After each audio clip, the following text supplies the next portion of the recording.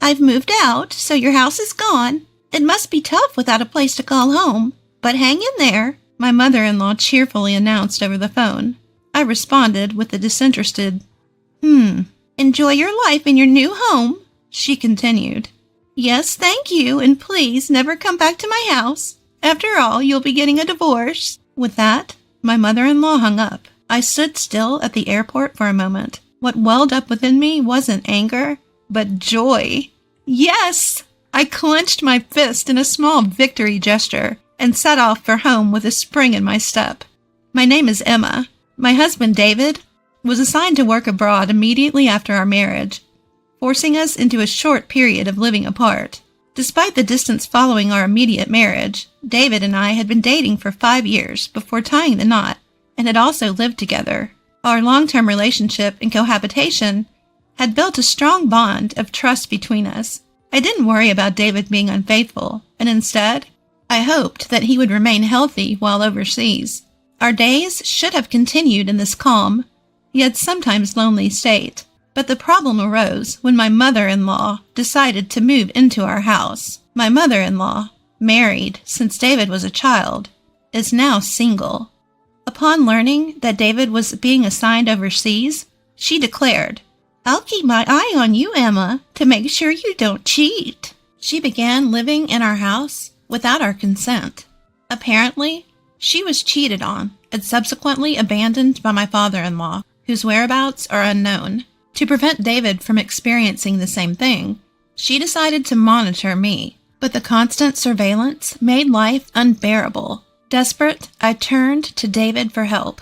He repeatedly urged his mother to leave, but she refused to listen. David trusts you too much, Emma. I can tell. A woman like you will definitely cheat. She accused baselessly, giving me a headache every day. Regardless of what I did, she linked it to infidelity.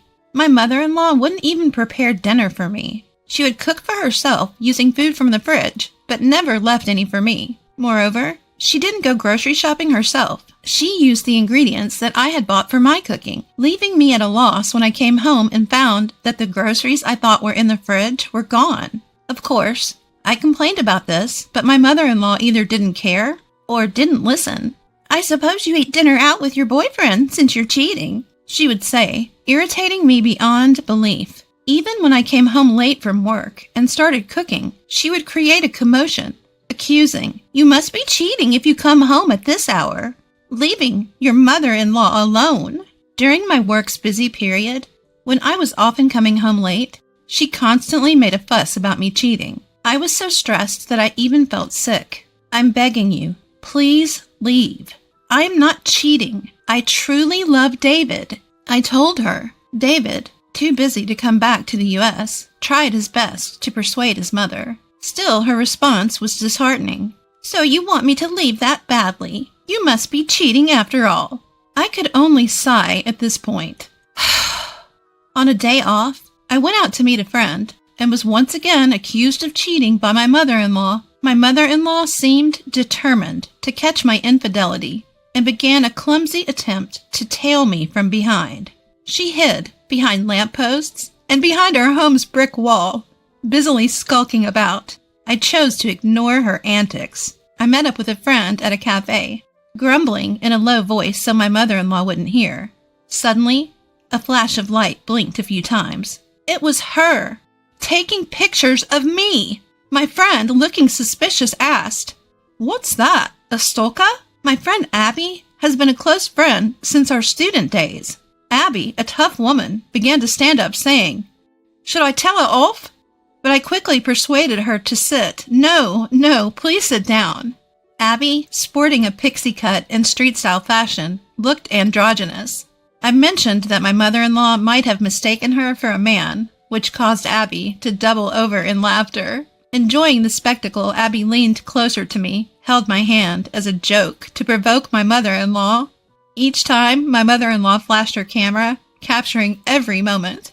When I checked in the mirror, she seemed thrilled, snapping photos of us while her nostrils flared with excitement. I found myself laughing at the absurdity of the situation. Having witnessed my mother-in-law's silly antics, I managed to let off some steam and went on to do a little shopping with Abby before we parted ways. Sure enough, my mother-in-law followed me home, hiding behind lampposts and brick walls just like before. Every so often, I'd quickly run around like playing a game of red light, green light, and she'd scamper off to hide. It was amusing, and I found myself playing along with her ridiculous game. I thought how foolish she must be to believe that I didn't notice her tailing me. Once I arrived home and started to take off my shoes, my mother-in-law quickly rushed in. If she was tailing me, she could have at least delayed her return home. I was taken aback when she excitedly showed me a disposable camera. "Emma, I finally got proof of your infidelity. I'm going to send all of these to David, so be prepared." "Oh, really? Good luck with that." She didn't like my nonchalant response and spent the rest of the time buzzing around me like a nagging child. "Are you okay with this? It's proof of infidelity. Your face and his are both clear in the photos." But I calmly kept responding, "That's fine." While it was unfortunate that Abby's androgynous look got her mistaken for a man, David had met Abby several times before we got married. Even if she sends a photo of me and Abby as proof of infidelity, David will likely recognize her as just a friend. As I endured my mother-in-law's ridiculous and childish schemes, I suddenly had to go on a business trip overseas. It was a shame that I wouldn't be able to meet David because it was in a different country, but it couldn't be helped. I informed my mother-in-law, who I live with, about my business trip, although I didn't ask for her input. In her mind, it seemed to translate into a romantic getaway. While I was preparing for my business trip, my mother-in-law smirked and said, "It'll be a big problem if you come back pregnant from your romantic getaway. David hasn't seen you in a while, so it won't be easy to pretend that the baby is his." Her distasteful imagination made it pointless to argue back. I responded nonchalantly, "Yes, indeed, but it's a business trip, not a romantic getaway," and I left for my trip. My business trip was busy and hectic, and the days flew by in a whirl. When I finally returned to the U.S., I was exhausted. My boss, who had also joined the trip, seemed worn out as well and left for home. I had planned to buy some duty-free sweets before going home, so I took a break on a bench. At that moment, my phone rang. It was a call from Abby, and she told me something surprising. Emma, welcome back. There's something I need to tell you. Your mom came to the company our family runs." "What?" The company run by Abby's family isn't the type that ordinary people visit. When I learned that my mother-in-law had gone there, I felt my blood boiling. Abby told me how she handled my mother-in-law and asked me if she went overboard. I replied, "No, I think it was just right." After laughing and ending the call with Abby, it was just about time to leave when I got another call from my mother-in-law. "Emma, you should be back from your trip now. Did you enjoy your affair trip?" It wasn't an affair trip, and I didn't particularly enjoy it because I went there for work. "Well, I've already sent David the evidence photos." I simply responded with, "I see," to my mother-in-law, who seemed pleased with herself. Ignoring my indifference, she just kept on talking. "Actually, I moved, so your house is no longer there. I sold the old house, so you must be struggling without a place to go back to, but hang in there." I gave an uninterested "huh" to my mother-in-law, who happily laughed as she said this. "Enjoy your life in your new house." "Thank you, and please never come back to our house. After all, you're going to be divorced soon." I stood in the airport for a while after my mother-in-law hung up. What gradually filled my heart was not anger, but joy. I did it! I made a little fist pump and started my journey home with a light step. Of course, I was returning to the house my mother-in-law said she had sold. The furniture was probably taken out by my mother-in-law. Although a lot of things were gone, I accepted it as a severance fee. I immediately called the locksmith to replace the front door lock so that my mother-in-law could not get in even if she returned. Then, I laid down in the living room, comfortably, celebrating the freedom I had finally attained. I made another fist pump inside the house, shouting, "I did it!" The next day, I got a call from my mother-in-law.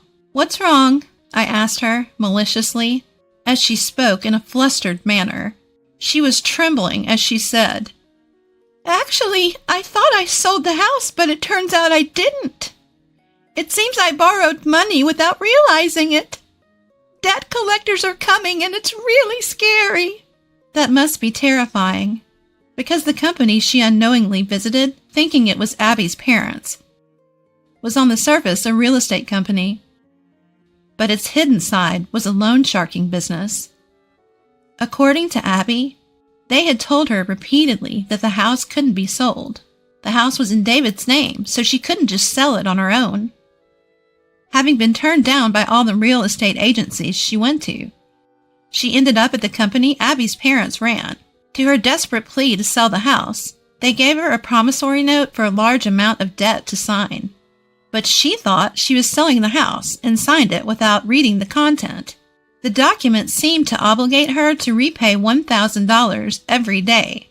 She managed to pay off the debt collectors for today, but she doesn't have the means to prepare $1,000 every day from tomorrow on, so she came crying to me. "Please, Emma, you have to help me. The debt collectors are pounding at my door from dawn. It's terrifying. I can't sleep well, and I don't have much money. I used the money I borrowed to buy a new house, so I don't even have any savings left. I know what. Please, transfer $10,000 to my account every week until I've paid off the debt." Do you think there will ever come a day when you can pay off the company's debt? I don't think it will. Even if you combine my income with David's, it's impossible to transfer $10,000 every week. I'm sorry, but your only choice is to work hard and earn it yourself. What? As if there's a day job out there where I can earn $1,000 every day. Well, why don't you try talking to the company you borrowed money from? They might be able to introduce you to a good job. I meant it as a joke. But my confused mother-in-law said, "Really? Then I'll go and see." And she hung up the phone. I thought to myself, oh dear. There was no stopping my mother-in-law now. I heard from Abby later that my mother-in-law suddenly showed up at the company and said, "I have no choice but to work because I have no money. Is there a simple and easy job where I can earn more than $1,000 a day?" Abby and her team did find my mother-in-law a job, a company where many people sleep in dilapidated shacks that serve as employee dormitories.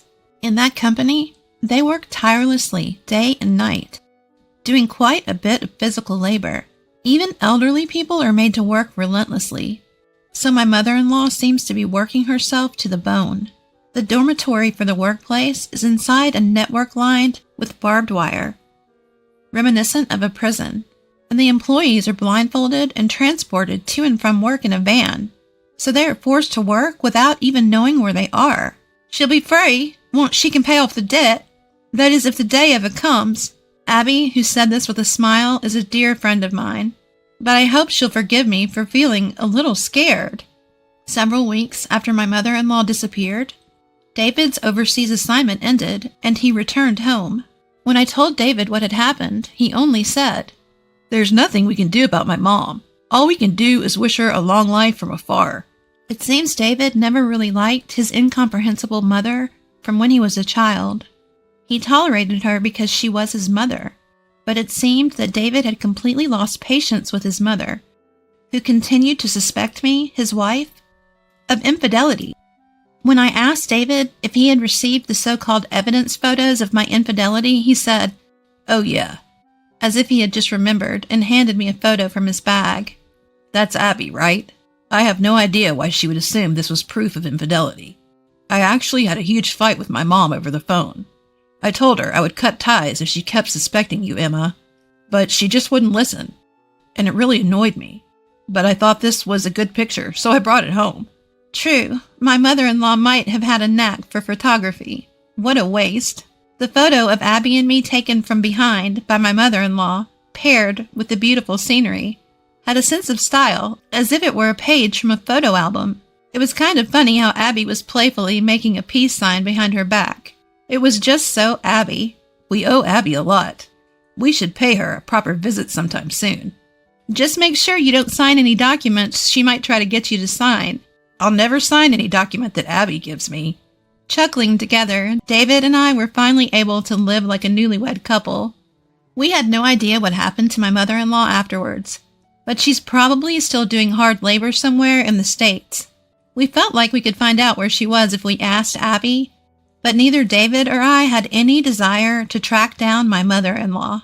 David and I continued to live happily together, and I gave birth to our first child. We are enjoying our blissful days. You are nothing to me anymore. Never step foot in this house again. I was shouted at by my father, and supported by John, my soon-to-be husband. I left my family home in tears. It was right after I graduated from high school. My name is Amy. I'm a 36-year-old farmer. This year marks 18 years since I left my family home. From now on, the time I spend living my own chosen life will be longer than the time I spent in my family home. And this thought makes me quite sentimental. My family home was in a city. My father was a corporate worker, and my mother was a stay-at-home mom. We were a family of 4, including my brother and me, who was born a year ahead of me. My parents were the kind of people who ranked their children clearly, so my brother, being the heir, was always given priority. The quality of our meals and the grandeur of our birthday presents were always superior for my brother. He boasted about his superiority and always bullied me. There were times when I felt lonely, and there were times when I cried out, "I want attention too!" But my parents never changed, so I gave up completely. The event that changed my life happened in the summer of my second year of high school. My brother was studying for a college entrance exam, aiming for a top-tier university. His mock exam results were not good at all, so he was always on edge, taking out his frustration on me at every opportunity. My parents, as if handling a fragile object, treated my brother with utmost care and gave me household chores that didn't allow me to have time to study. Because I was performing better academically than my brother, they tried to lower my grades to improve my brother's mood. It didn't make any sense. At that time, I heard about a rural experience program from a teacher. At the high school I was attending, students could participate in a 2-night, 3-day rural experience program if they wished. Participants stay at a host farm, harvest vegetables, cook together, and experience country life. I, who was troubled by my family environment, decided to participate bravely. But my father objected, saying, "Agriculture is something only fools who can't get corporate jobs do for a living." And my mother scoffed at me, saying, "Are you crazy? Willingly experiencing manual labor? Getting dirty and stinky in the mud?" But I defied my parents' opposition and used the pocket money I had saved up to sign up. This was the first time I had ever refused to do as my parents said. It turned out to be an excellent decision. For me, who was starving for familial love, it was truly a wonderful experience. Working in the fresh, rural air was invigorating, and I was able to experience the warmth of a family. The eldest son of that family, John, was a year older than me and the same age as my brother. At first, I was a bit wary, simply because he was an older guy. But John was completely different from my brother. He was kind, but firm, got along well with his parents, and was kind to me as well. John's parents were truly gentle people, and even though it was only for 3 days, I cried a lot when I had to leave the farm. John's mom cried along with me, saying, "You're welcome back anytime." I promised, I will definitely come back. They said they didn't look at their cell phones much, so I wrote them letters regularly. Before long, I started receiving more replies from John, and it became like an exchange diary, and we started dating. It was a pure long-distance relationship, without even a kiss. After my brother failed to get into his first choice university and ended up in a third-rate private college, I became a college applicant. But my parents pressured me to get a job instead of going to college. The reason, they said, was that women didn't need an education. But the real reason was probably that they didn't want me to go to a better college than my brother. Since the rural experience, I had a dream of becoming a farmer. I could become a farmer without going to college, but John was a college student and had moved to the city. So I thought I would go to college and aim for a new kind of farming. Having a clear goal and purpose, I studied hard every day, despite interference from my parents and brother. However, when I passed the university entrance examination, my father was furious, saying, "Are you, a woman, planning to go to a better university than your brother?" My mother also said, "We don't have money to spend on you. Your brother needs money, so you should work and bring money home." I was desolate by my parents' words, and after a huge fight, I ended up cutting off all ties with them. John came to pick me up from home, and his parents, now my in-laws, supported my college expenses, and I ended up attending college. 4 years later, I married John. I never contacted my parents or brother during my college years, but when my in-laws said, "We have to at least give them a heads up about the marriage," we visited my childhood home for the first time in 4 years. Right after graduation, things were chaotic, and it was also planting season, so we couldn't make the visit until the beginning of summer. My in-laws, my husband, and I all had sunburnt, darkened faces from working outside, but my parents and brother openly ridiculed us. My mother asked, "No offense, but how old are you exactly? You must be quite poor to be working until you're all dark like this." I was mortified. "Please, stop, Mom," I implored in a small voice. But she ignored me. My brother smirked and said, "Smart people like me make money with intellectual work. If you can only do primitive work, it's proof you're unintelligent." I turned pale, and the gentle smiles on my in-laws' faces froze. My husband firmly declared, "With all due respect, we are proud to be farmers." My father laughed condescendingly and said to me, "Just to make it clear, you're a stranger to us from now on. You're marrying a poor farmer who has to sweat and work hard. We're going to treat you as if you don't exist. It'll be a problem if you come asking us for money. We don't want to see you anymore."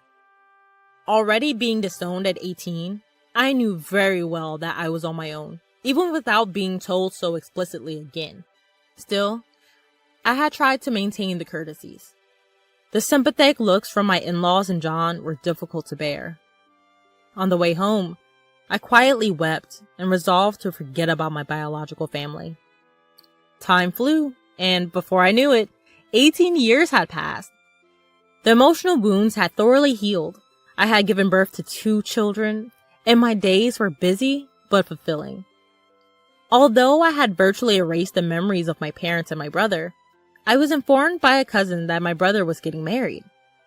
My cousin and I have always been close, and we occasionally touched base even after my marriage. At some point, I had sent them rice harvested from our farm, and they were pleased with its taste, even becoming a regular purchaser. Therefore, we maintained a relationship, and we enjoyed chatting on the phone about once a month. "We can meet after a long time at the wedding," my cousin said, but I hadn't heard anything about the marriage from my parents or my brother. Well, since we're estranged, it's true that there's no way for me to know. "I heard they are building a new duplex.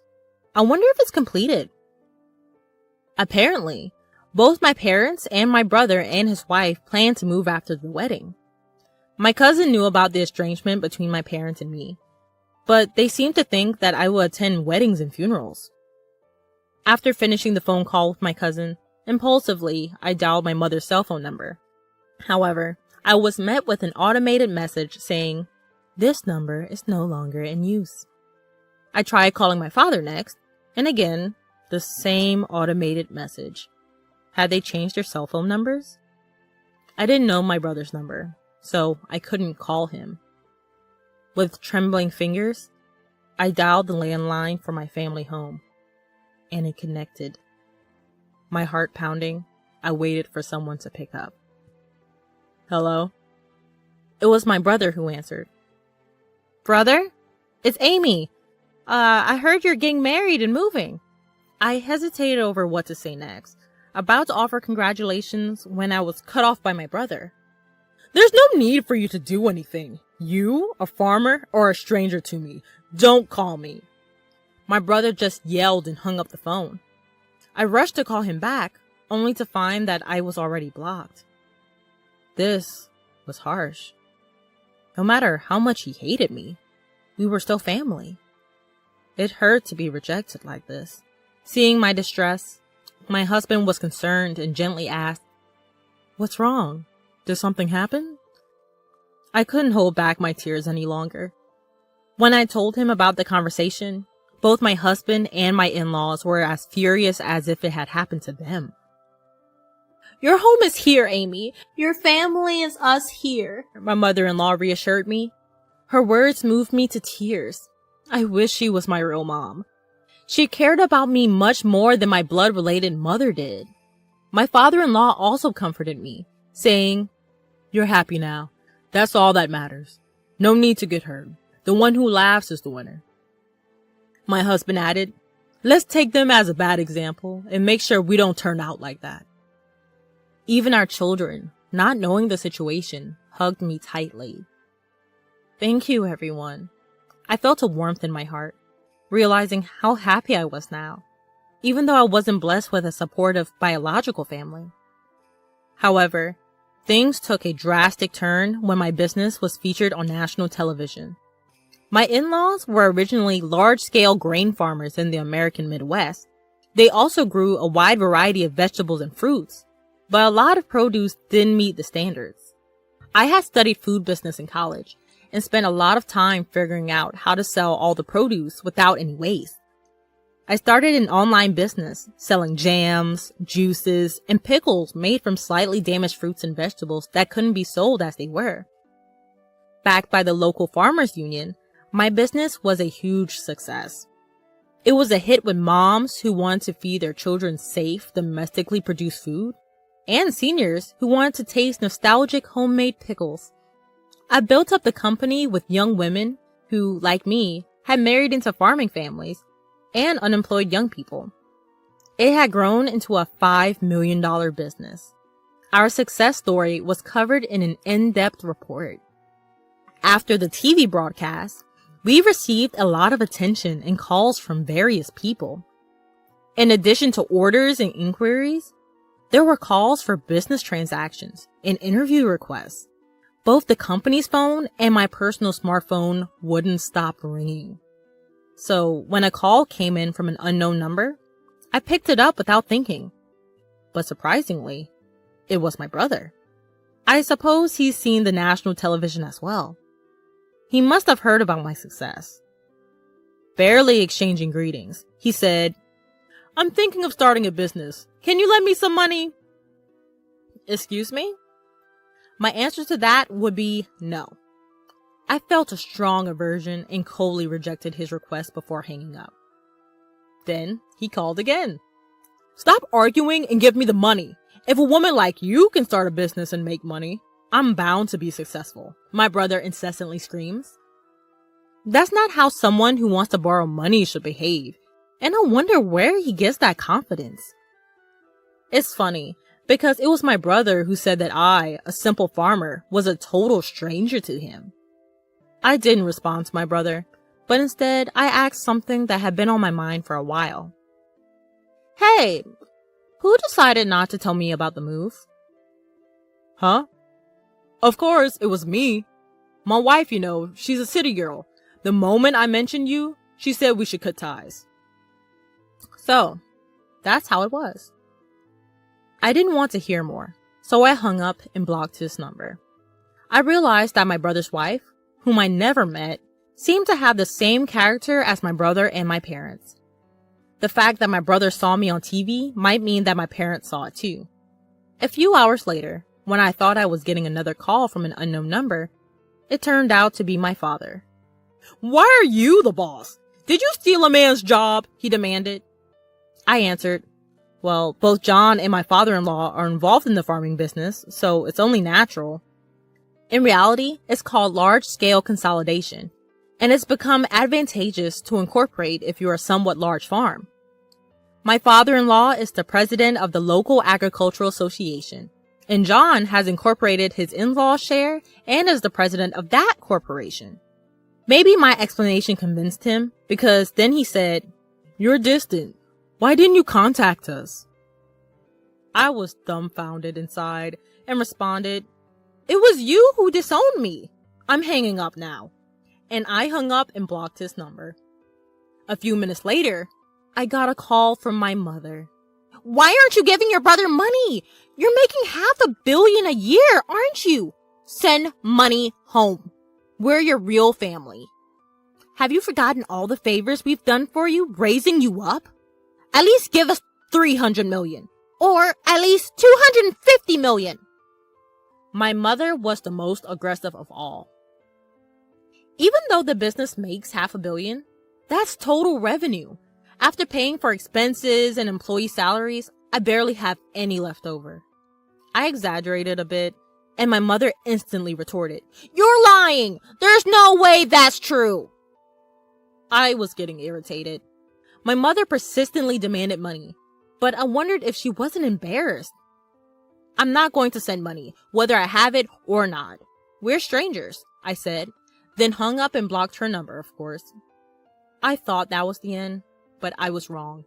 My parents and my brother, and my brother's wife, who I'd never seen before, showed up uninvited at my in-laws' house. My father said, "Hey Amy, you want to hear the surprise? I'm revoking the disownment." I was stunned at how desperate they were for money. My mother-in-law asked, "What on earth is going on with you people?" Expressing their discomfort. Even my father-in-law and mother-in-law were glaring at my parents in silence, and the employees around had gathered, looking at my parents with stunned faces. My brother must know he is not welcome here either. "Huh? The real blood-connected family is us. We have the right to get the money you earn too." The woman who seemed to be my brother's wife nodded in agreement with his words. I was furious. "I don't think so. Even though we had a blood connection, there was no emotional connection at all. You treated me like a stranger and abandoned me." The emotional scars from being abandoned by my biological family were revived, and I was on the verge of tears again. At that moment, John came and stood next to me. "Amy is now a part of our family. Even without you disowning her, we are perfectly happy. Please go home." He defended me and declared firmly. The employees also criticized my parents in unison. "Exactly! What are you thinking? How rude." There are many people on my side here. When I thought this is where I belong, I felt profoundly happy. My brother began to get angry. "Shut up! Shut up, you country bumpkins! You're all low-educated trash, aren't you? Obey what we say in silence," he ranted. Then John replied, "Well, both I and my father are Ivy League graduates, and Amy has graduated from a well-known university for agriculture," casually revealing our educational background. "What? Despite being graduates of top universities, why are you farming?" my brother yelled in surprise. Perhaps for my brother, who graduated from a low-ranking university, the title of university graduate was his only pride, and he probably didn't expect to lose in terms of educational background. With a cool face, John said, "Farming is a respectable profession. We can fully utilize what we've studied in college." I couldn't help but burst into laughter at that scene. Brother, you've lost to John in everything.